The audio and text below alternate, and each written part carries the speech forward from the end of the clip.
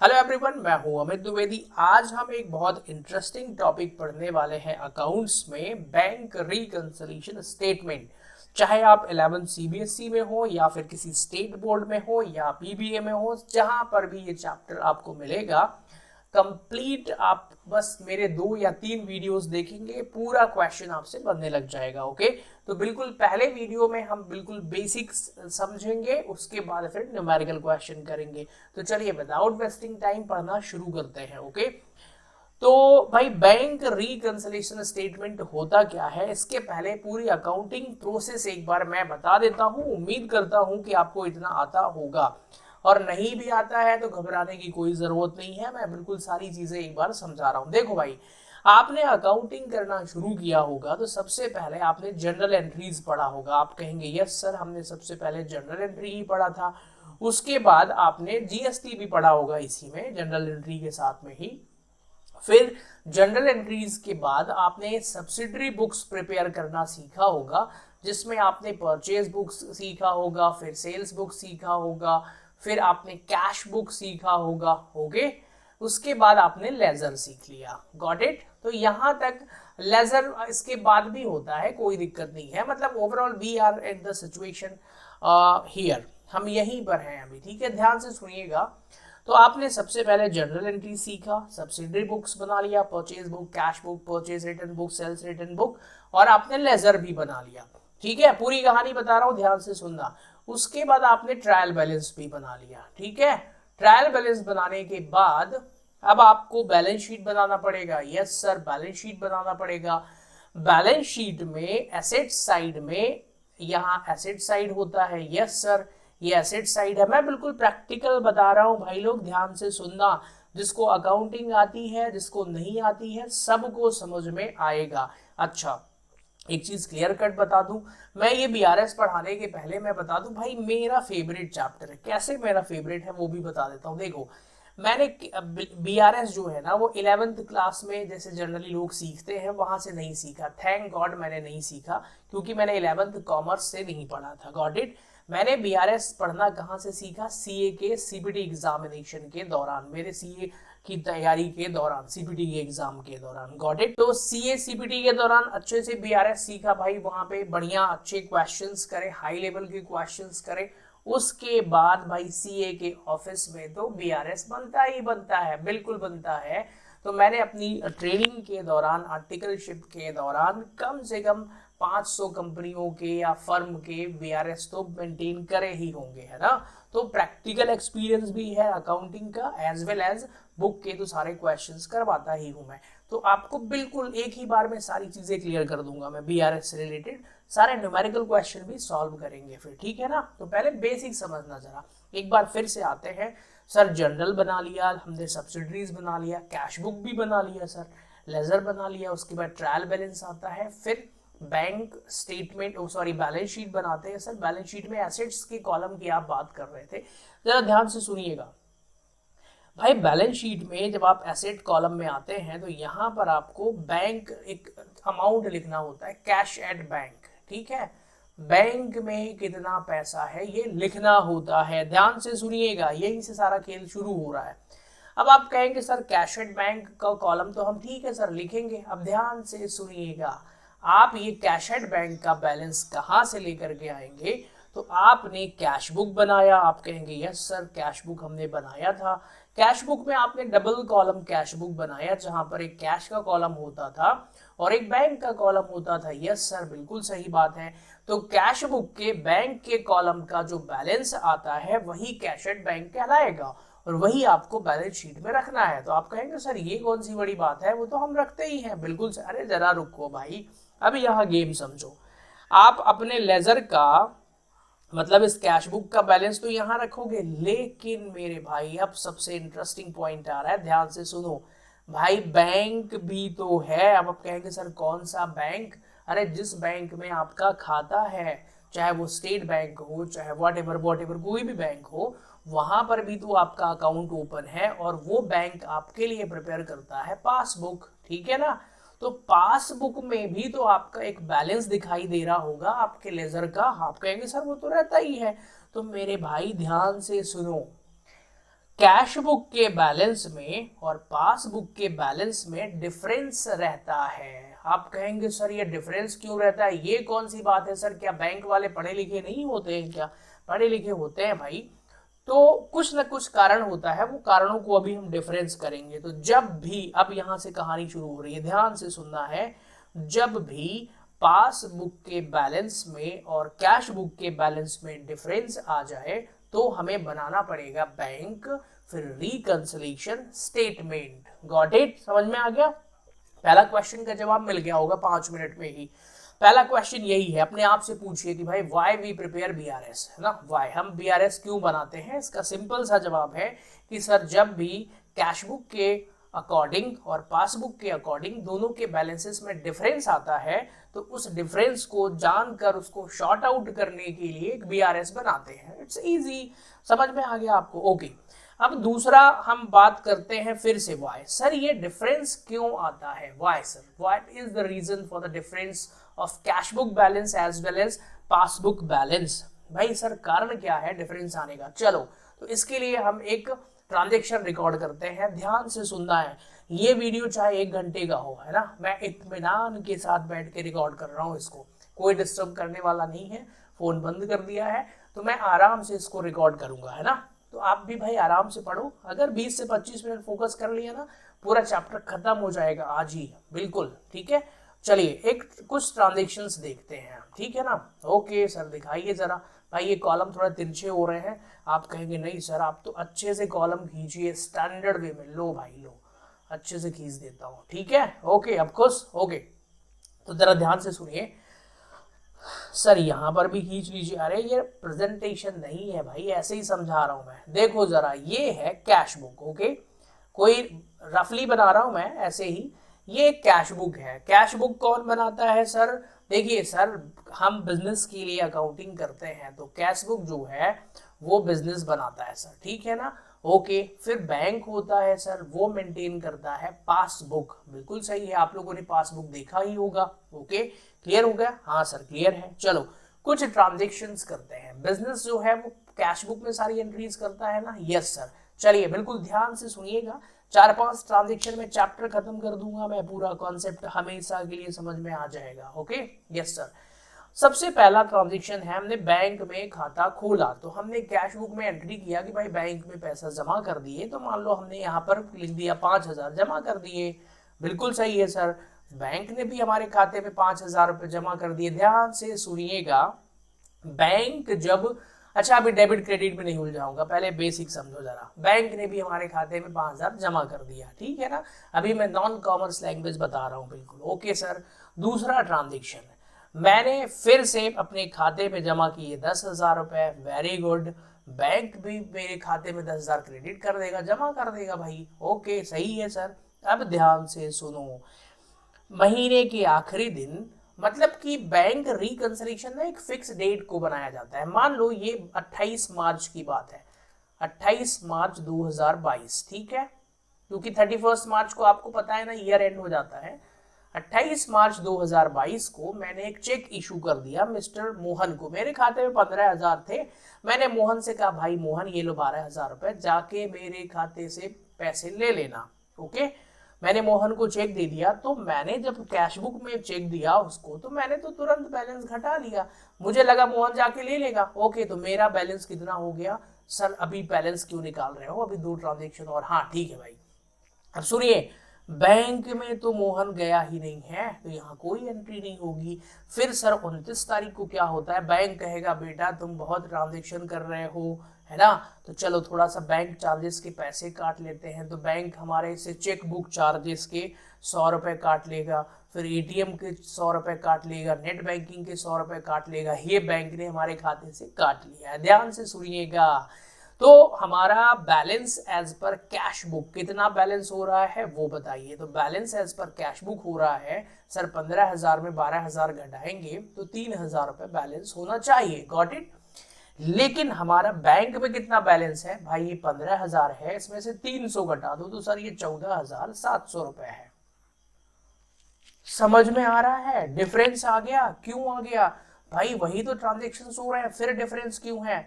Sir very easy, यहाँ तो दिख रहा है डिफरेंस के कारण। तो भाई ध्यान से सुनो, जब भी कैश बुक और पासबुक के बैलेंस में डिफरेंस आ जाए ना, तो उस डिफरेंस के कारण को पता लगा करके उसको सॉल्व करते हैं, उसी को बैंक रिकंसिलिएशन स्टेटमेंट कहते हैं।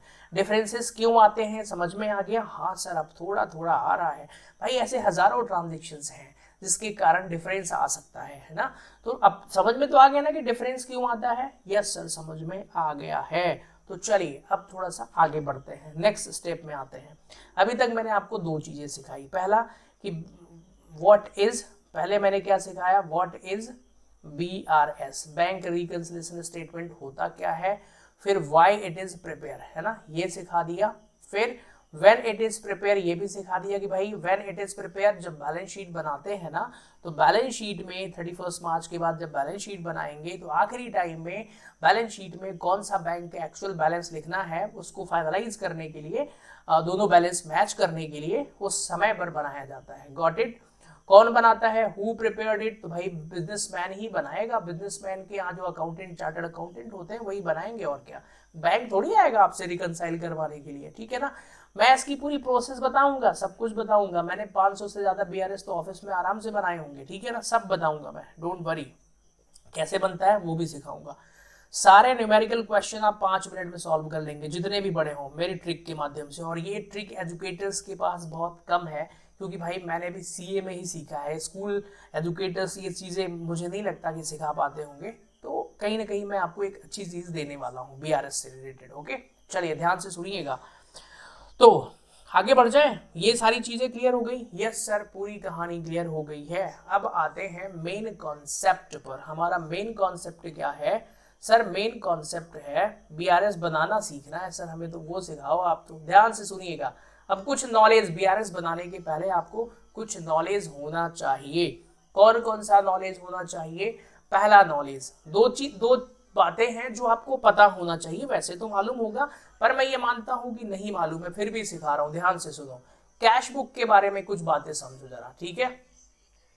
बात क्रमांक 1, सर कैश बुक कौन बनाता है? तो सर ये बिजनेसमैन बनाता है, ठीक है, हाँ सर।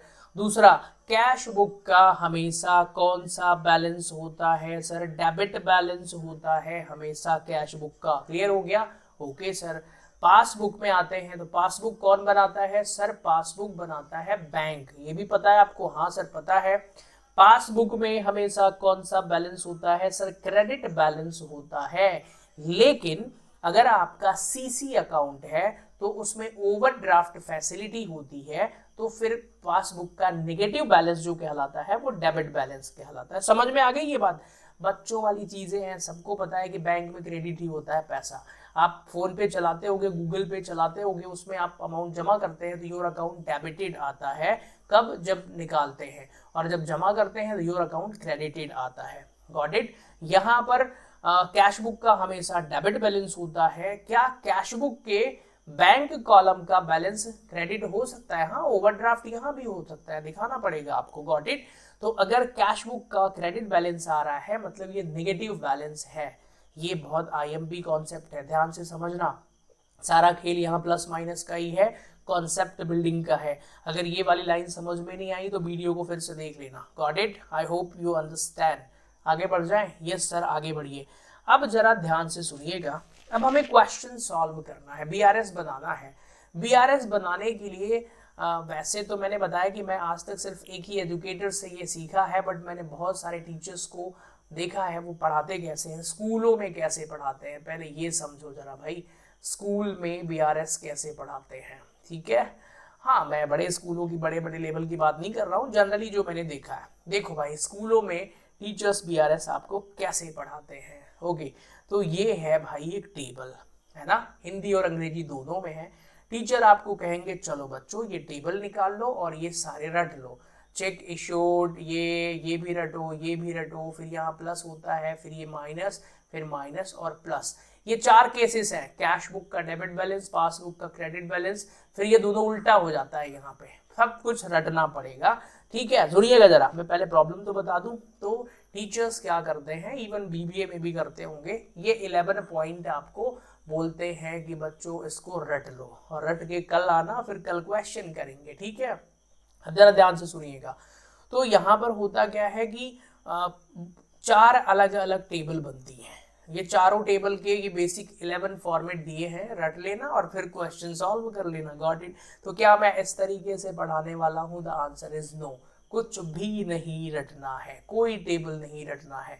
अच्छा, रटने में एक और प्रॉब्लम है। रट टेबल जब आप रटते हैं तो भाई उसमें ना मतलब कि 2 केसेस हैं टेबल में, एक प्लस का और एक माइनस का। मतलब कि जब पॉजिटिव बैलेंस दिया होता है तो टेबल अलग काम करती है, जब नेगेटिव बैलेंस दिया होता है ना तो टेबल अलग काम करती है। मतलब उसका पूरा उल्टा होता है। भाई ये टेबल का चक्कर छोड़ो, कुछ भी नहीं याद करना है आपको टेबल से। Do you understand what I am saying? Yes sir. नहीं याद करेंगे तो करेंगे कैसे भाई? नाउ यहीं पर मेरा गेम स्टार्ट होता है असली, जो मैं आपको अब सिखाने वाला हूं। ओके नाउ, तो बीआरएस बनाते समय ध्यान से सुनना है आपको। क्वेश्चन में क्या दिया रहता है? क्वेश्चन की शुरुआत होती है, सपोज दैट कि यहां पर आपको दिया हुआ है बैलेंस। ध्यान से सुनिएगा, अब गेम शुरू हो रहा है। Balance as per cash book. वो बोलता है भाई कैश बुक का इतना बैलेंस है। ठीक है सर। फिर कुछ ट्रांजेक्शन्स दिए हैं जिनको आपको प्लस माइनस करना है, यही तो सीखना है, यही तो रटना होता है। तो जो फाइनल आंसर आएगा सर वो आ जाएगा balance balance balance as per passbook. Okay, balance as per passbook final answer आ जाएगा। तो हमें एक्चुअल में वो जो टेबल रटने का काम होता है वो यही होता है। मतलब कौन सी चीजें प्लस करेंगे, कौन सी चीजें माइनस करेंगे, इस चैप्टर में यही सीखना है। एजुकेटर्स को भी यही सीखना है, स्टूडेंट हो तो भी यही सीखना है, सबको यही सीखना है। ठीक है, ओके। तो ध्यान से सुनिएगा। अब ये प्लस माइनस के लिए क्योंकि मैं कुछ रटवा नहीं रहा हूं तो कैसे करेंगे सर? बहुत ही ज्यादा आसान कॉन्सेप्ट बताने वाला हूं मैं, बता दूं अब? यस सर बताइए, ध्यान से सुनिएगा। तो भाई ये है कैश बुक। कैश बुक कौन बनाता है सर? बिजनेसमैन बनाता है। यस। तो ध्यान से सुनिए, जब भी आपको कैश बुक का बैलेंस दिया हो तो यहाँ रूल लिख लीजिए। हिंदी में लिखा रहा हूं मैं, इंग्लिश मीडियम वाले भी लिखो भाई, ऐसे ही लिख लो। अपने आप को क्या मानेंगे? अपने आप को बिजनेसमैन मान लेना है कि हम बिजनेसमैन हैं।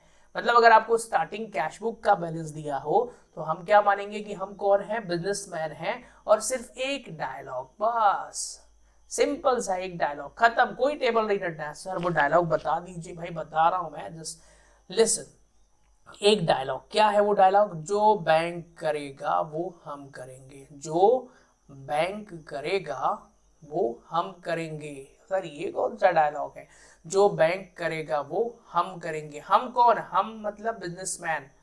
बिजनेसमैन बताया तो था ऊपर, है ना? तो डायलॉग यही है, जो बैंक करेगा वो हम करेंगे। मतलब ध्यान से सुनिए, अगर बैंक किसी ट्रांजेक्शन को प्लस करता है तो हम भी क्या कर देंगे? प्लस करेंगे। अगर बैंक किसी ट्रांजेक्शन को माइनस करता है तो हम भी माइनस कर देंगे और इसके बराबर आ जाएंगे। आप कहेंगे सर ये समझ में नहीं आया। भाई जरा ध्यान से सुनो, ये आप हो, ये बैंक है ना? आपको यहाँ ये बैंक का बैलेंस है, यहाँ पहुंचना है, ये बैंक का बैलेंस है। अब भैया ये आप हो तो भाई एक काम करो ना, यहाँ इसके लेवल तक, यहाँ तक आपको पहुंचना है। तो जो ये कर रहा है वैसे ही आप करते जाओ तो यहाँ तक पहुंच जाओगे। तो वही तो मैं भी बोल रहा हूँ, जो बैंक करेगा वो हम करेंगे। मतलब अगर बैंक किसी ट्रांजेक्शन को प्लस कर रहा है तो हम भी प्लस करेंगे, बैंक माइनस कर रहा है तो माइनस कर देंगे। दैट्स इट, खत्म, चैप्टर खत्म हो गया। अरे वाह सर, कोई टेबल नहीं रटना है? भाई कोई टेबल नहीं रटना है।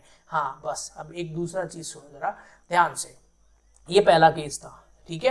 क्योंकि आज मुझे न्यूमेरिकल क्वेश्चन तो अगली क्लास से ही कराऊंगा मैं। ध्यान से, दूसरा केस सर, दूसरा केस क्या दिया है सर? दूसरा केस है कि जब क्वेश्चन में आपको क्या दिया हो, सब यहां पर दिया हो बैलेंस एज पर, पूरा लिख दूं मैं? Yes sir. यहां पर दिया हो balance as per passbook. Okay ठीक है, तो ध्यान से सुनिएगा। जब आपको बैलेंस एज पर पासबुक दिया हो तो यहाँ पर पासबुक कौन बनाता है सर? बैंक बनाता है। तो हम मतलब जो प्रिपेयर कर रहा है वो अपने आप को क्या मान लेना है? अपने आप को मानना है क्या? अपने आप को बैंक मान लेना है। हम कौन है अब? बैंक मान लेना है कि हम बैंक हैं। ठीक है, हम कौन है भाई? बैंक हैं। ओके, हम बैंक हैं। तो सर डायलॉग क्या है? अरे बड़ा आसान है, बहुत ही आसान डायलॉग है। जो बिजनेसमैन करेगा वो हम करेंगे, जो बिजनेसमैन करेगा वो हम करेंगे, जो बिजनेसमैन करेगा वो हम करेंगे। ध्यान से सुनना है, वो हम करेंगे। आप कहेंगे सर कैसे होगा ये? Please listen carefully. जो बिजनेसमैन करेगा वो हम करेंगे। सिर्फ 2 डायलॉग में पूरा चैप्टर खत्म। कौन सा? पहला, अगर कैश बुक का बैलेंस दिया हो, अगर कैश बुक का बैलेंस दिया हो तो डायलॉग क्या है? जो बैंक करेगा वो हम करेंगे। और अगर पासबुक का बैलेंस दिया हो तो जो बिजनेसमैन करेगा वो हम करेंगे। कोई टेबल नहीं रटना है मेरे भाई। अच्छा एक चीज और बताता हूं, टेबल रटोगे तो ओवरड्राफ्ट का जब भी केस आएगा ना फिर से रटना पड़ेगा। मतलब 4 केसेस में माइंड में टेबल रटोगे। स्कूल के बच्चों को बीआरएस चैप्टर से इसीलिए डर लगता है, या फिर बीबीए या एमबीए जहां भी पढ़ रहे हो आप, क्योंकि समझाने वाले की गलती है एक्चुअल में, उसका एक्सपर्टाइज लेवल नहीं होता है, इसलिए वो आपको उस लेवल का क्लैरिफिकेशन नहीं दे पाते हैं। Got it? I have fully expertise level in this topic, that's why आपको कोई भी प्रॉब्लम नहीं आनी है। बीआरएस बहुत सारे बनाए हैं मैंने, ठीक है ना? चलिए स्टार्ट करें क्वेश्चन करना। हाँ एक चीज और है, आप कहेंगे सर बस वीडियो बंद करो, बहुत हो गया, अब तो हम एक्सपर्ट हो गए। अरे जरा ध्यान से सुनो इधर, है ना? अभी नहीं हुए हो आप। ये तो एक मंत्र था, मतलब suppose that this is magic. हम मंत्र है तो भाई मंत्र तो पता है वर्क कैसे करता है, जब उसकी प्रैक्टिस करोगे तब तो करेगा। तो अभी आपको ये कॉन्सेप्ट सिखा दिया मैंने, but you need to solve at least 10 question with me. मेरे साथ कम से कम 10 क्वेश्चन सॉल्व करना पड़ेगा बीआरएस, ठीक है? तब जाके बन जाएगा। और ध्यान से सुनो, एक बार ये क्वेश्चन सॉल्व कर लेना। हिंदुस्तान के अंदर सबसे जो खतरनाक बुक होती है भाई, अब सीए से टफ तो बुक नहीं होंगी ना, तो सीए जैसे सीपीटी में ही आता था पहले, है ना? अभी भी आता है, फाउंडेशन में भी है। तो सीए सीपीटी में हम लोग पीसी तुलसियान की बुक से करते थे। इंडिया टफेस्ट बुक, सबसे टफ क्वेश्चन उसी के दिए हुए हैं। बाकी स्कूल में टीएस गरेवाल की बुक है ना, डीके गोयल की बुक है, उनमें टफेस्ट क्वेश्चन दिए हुए हैं। बाकी स्टेट बोर्ड की तो भाई बात छोड़ो, वहां तो ABCD जैसे क्वेश्चन होंगे, मतलब it is just like ABCD, है ना? आराम से बन जाएगा with the help of this concept. मेरे CBT में एग्जाम भी क्लियर किया था, इसी की वजह से बीआरएस में मतलब मेरे पूरे नंबर आए थे, 4 के 4 क्वेश्चन आए थे शायद, है ना? तो ध्यान से सुनिए, अब आपको करना क्या है? प्रैक्टिस करना पड़ेगा मेरे साथ में इसकी। Got it? तो इस वीडियो में इतना ही पढ़ते हैं भाई, ठीक है? क्यों? क्योंकि सर क्वेश्चन भी तो करवा दो भाई। क्वेश्चन करवाऊंगा मैं, एक बार आप इस वीडियो को पूरा देख लेना। वैसे भी बाद में कभी भी आप देखोगे तो इसके जस्ट बाद तुरंत वीडियो दूसरा देख लोगे आप। Got it now? तो अगले वीडियो में न्यूमेरिकल क्वेश्चन करेंगे। तो आज के लिए इतना ही है। बीआरएस आपके हाथ में है, अब कहीं नहीं जाने वाला है, ठीक है? हाँ एक चीज़ और है, इसको सीख लिया है ना भाई, इतना समझ में आ गया हो तो अपने फ्रेंड्स को भी शेयर करो जो अकाउंट्स पढ़ रहे हैं, जिनको भी बीआरएस पढ़ना हो आ जाए यहाँ पे। 100% सिखा दूंगा मैं, कोई भी प्रॉब्लम नहीं होने वाली है। ओके, तो थैंक्स फॉर कनेक्टिंग एवरीवन। मिलते हैं नेक्स्ट वीडियो में। Bye bye to all of you.